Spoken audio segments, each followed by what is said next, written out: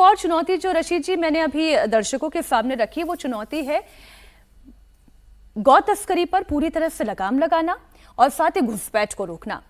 और उसमें ये जो घुसपैठ है, ये वाला एंगल, तो अब तो डबल इंजन की सरकार हो गई।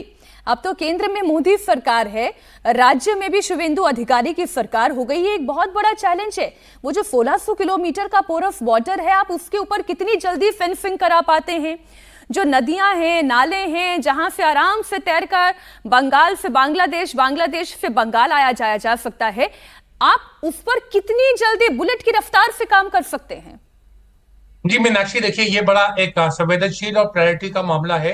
इस पे तुरंत काम होना चाहिए, क्योंकि बहुत समय से ऐसी बात कही जाती थी कि राज्य सरकार उसमें कोऑपरेट नहीं कर रही। अब वहां न सिर्फ बंगाल में बल्कि आसाम में तमाम जगह के ऊपर भाजपा की सरकार है, तो भाजपा जो है उस पे शुभेंदु अधिकारी का एक बड़ा मुझे लगता है कि उनके लिए एक बड़ी जिम्मेदारी की बात होगी कि इसके ऊपर ध्यान दे। जहां तक मीनाक्षी गौ तस्करी की बात है, मुझे तो लगता है कि गौवध के ऊपर ही पूरी पाबंदी लगा देनी चाहिए। बहुत सारे मुस्लिम संगठनों ने और बुद्धिजीवियों ने बार बार ये कहा है कि देश भर में जो है ये गौवध के ऊपर ही पूरा प्रतिबंध लगा देना चाहिए। ये क्या है कि एक राज्य में है, एक राज्य में नहीं है, और सरकार उसमें दलील देती है कि स्टेट सब्जेक्ट है और ये एनिमल हस्बेंड्री में आता है, एग्रीकल्चर मंत्रालय में आता है, कृषि मंत्रालय में आता है। इसके ऊपर जब सरकार ने बड़े बड़े कानून बनाए, धारा 370 खत्म की और बहुत बड़े बड़े काम किए, तो ये काम भी जरूर करना चाहिए और उसमें भारत के मुसलमान बिल्कुल साथ देंगे। 1921 का मैं आपको एक रेजोल्यूशन बताता हूं, जब खिलाफत मूवमेंट चल रहा था, उन्होंने कहा था कि भारत के मुसलमानों से तमाम उस जमाने के मौलवियों ने कि वो किसी भी तरीके का गौवध में शामिल ना हो,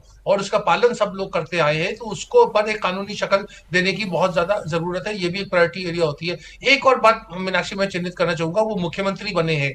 मुख्यमंत्री की उनकी संविधान की जिम्मेदारी है, वो अब 45% वोट जो जिन्होंने उनको वोट दिए उनका प्रतिनिधित्व नहीं कर रहे हैं, अब वो 100 लोगों का, 100 में से 100 लोगों का प्रतिनिधित्व करेंगे। तो इसलिए उनके शासन में उनकी जो जो कार्यशैली है उसमें जेन्युइन सेंस में सबसे बड़ा ये सबका साथ सबका विकास होना चाहिए, जो आपके प्रोग्राम का टाइटल है। अब उन्हें राजधर्म का पालन करना चाहिए। अब उन्हें कोई भी जो जो मनमुटाव था या क्लेश था या जितना भी कड़वाहट थी चुनाव के बीच में, वो खत्म होनी चाहिए। और मुख्यमंत्री का दायित्व बनता है कि वो लॉ एंड ऑर्डर को बिल्कुल बढ़ाए। अगर कोई दुष्ट और कोई गलत काम करता है, लेकिन बदले की भावना से काम नहीं करना होगा। निमंत्रण दिया गया, रशीद जी आप बात बिल्कुल ठीक कह रहे हैं, जब निमंत्रण भी दिया गया, इसलिए ममता बनर्जी को भी निमंत्रण दिया गया था। अब वो आना चाहें या ना आना चाहें, ये उनके प्रेरोगेटिव में था, उन्होंने नहीं आना स्वीकार किया। बहुत गलत। प्रधानमंत्री मोदी ने तो कह ही दिया था ना कि बदले की भावना के साथ काम नहीं होगा, बदलाव की भावना के साथ होगा। तो अब बदलाव की भावना से जुड़ा हुआ एक बयान है, रशीद जी मैं जरा दर्शकों के सामने रख दूं। नई सरकार का गठन हो गया और थोड़ी देर में शुभेंदु कैबिनेट पहली बैठक होगी, और पहली बैठक में क्या होगा इसका ऐलान 4 मई को प्रधानमंत्री नरेंद्र मोदी ने किया था, और उन्होंने आयुष्मान का वादा किया था।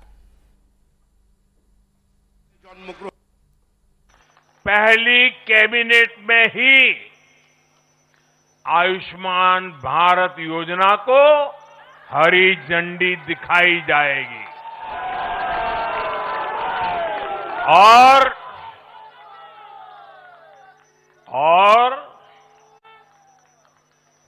घुसपैठियों के खिलाफ भी सख्त से सख्त कार्रवाई होगी।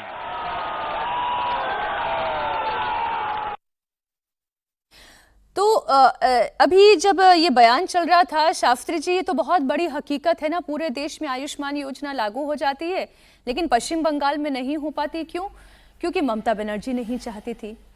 अभी थोड़ी देर पहले सज्जन जी कह रहे थे कि पूरे देश में प्रधानमंत्री ग्रामीण आवास योजना लागू हो जाती है, लेकिन पश्चिम बंगाल में नहीं हो पाती। क्यों? क्योंकि ममता बनर्जी को ये योजना पसंद नहीं है। अभी भी पश्चिम बंगाल में केवल कच्चे घर बन रहे थे। तो ये कुछ ऐसी बातें हैं जिन पर अब एक्शन होना चाहिए। अब तो डबल इंजन की सरकार है। इस बात को मैं मानता हूं मीनाक्षी जी, दैट अभी मौका मिला है कि जो प्रॉमिसेस बीजेपी ने चुनाव के समय और उससे पहले और उसके बाद जो किए थे, उनका इम्प्लीमेंटेशन का काम अभी शुरू हो जाए। दिल्ली के कार्यक्रम में प्रधानमंत्री ने जिन बातों का जिक्र किया था, प्रधानमंत्री ने खुद कहा था कि इन विषयों पे हम इमीडिएटली उनको इम्प्लीमेंट करेंगे।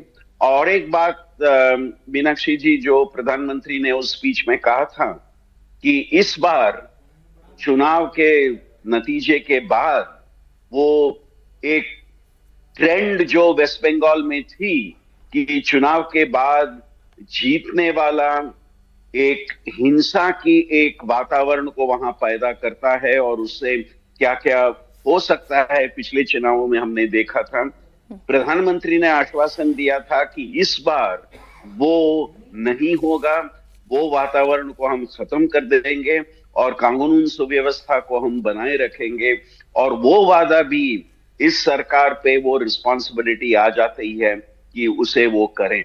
और जैसे रशीद जी ने कहा, अभी ये रिस्पॉन्सिबिलिटी आ जाती है इस सरकार पे क्योंकि ये सरकार वेस्ट बंगाल की सरकार है, सभी लोगों की सरकार है, सभी समुदायों की सरकार है, वेस्ट बंगाल के लोगों की सरकार है। उस बात पे भी शायद इस सरकार को ध्यान देना पड़ेगा, और पिछले वर्षों में क्या हुआ उसको भूल के ये गवर्नेंस विषय को आगे ले जाना इस सरकार की पहली रिस्पॉन्सिबिलिटी या प्रायोरिटी बिल्कुल आप होनी ठीक कह पड़ेगी। रहे हैं सर।